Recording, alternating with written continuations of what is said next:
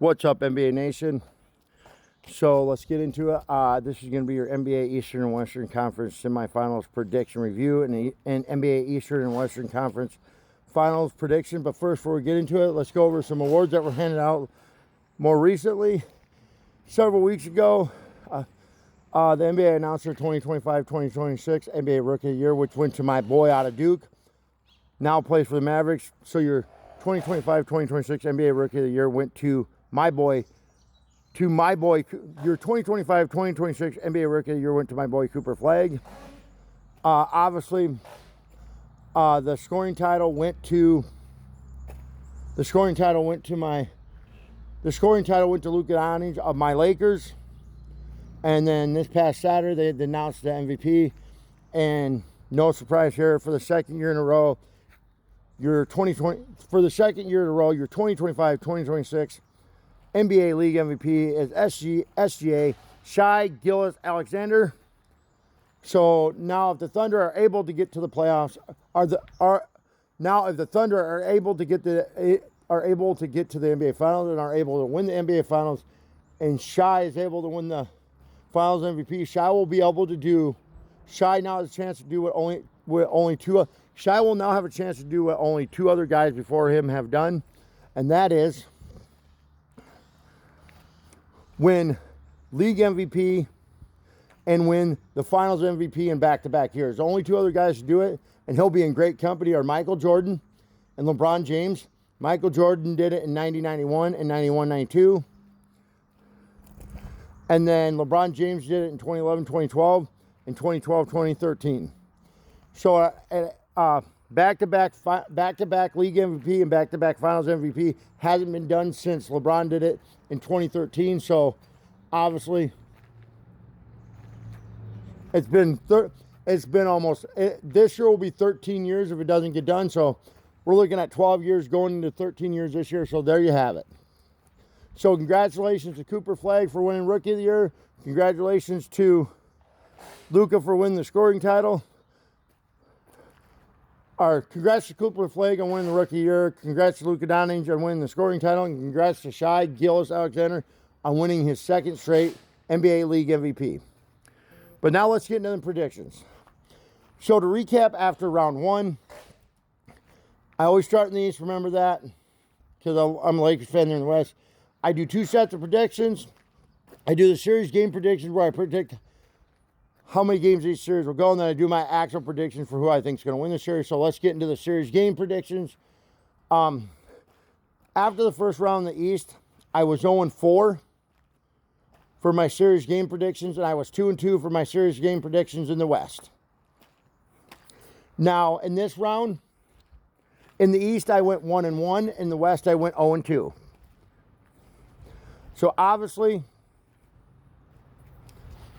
like this round, obviously, in the East, I went 1-1. I got the one I got right was the Pistons and I got the Pistons and the Cavs series right. I had that going 7. It went 7. I got the Knicks and the Sixers series wrong. I had that going 6. It only went 4. And then the West, I had both series going 5. And the Spurs series went 6. The Thunder series went 4. So yeah, the only one I got right for series game predictions in this round was in the East, and it was the Pistons and Cavs series going 7. Other than that, not a good round for me. So obviously after the first round in the East, I was 0-4, so I'll bring my total for the East between the first round and the Eastern Conference semifinals to 1-5 on the year. For the playoffs, and the West, obviously going 0-2 in this round. I was 2-2 in the first round. That'll bring my total to 2-4 for the West. That'll bring my total.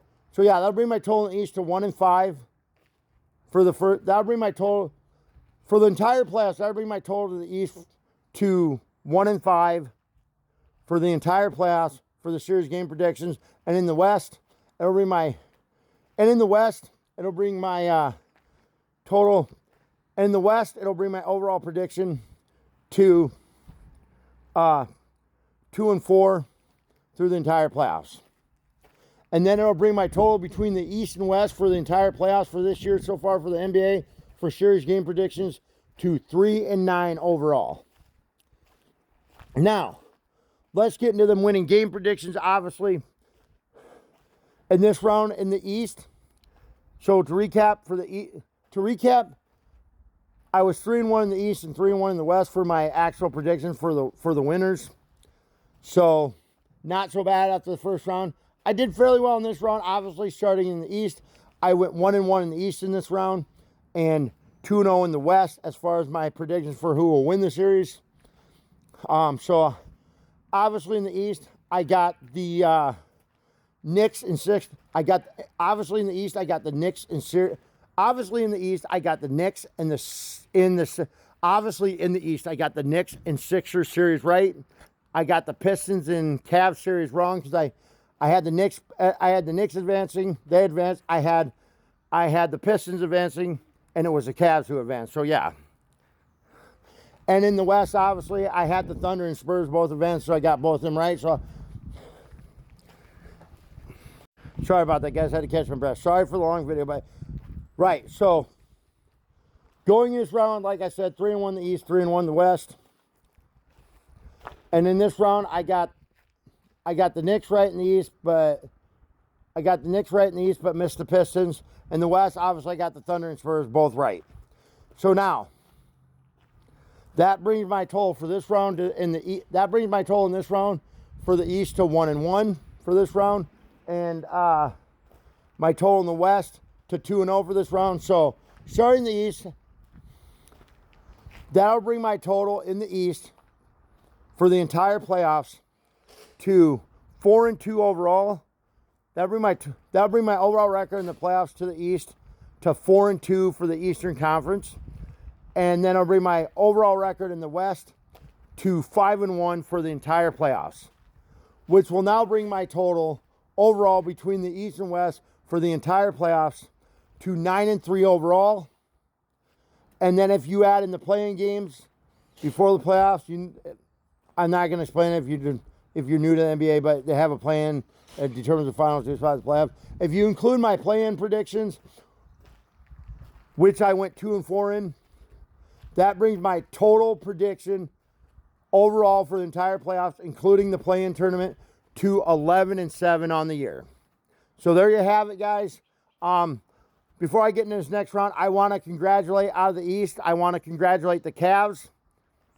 And out of the East, I want to say congratulations to the Knicks.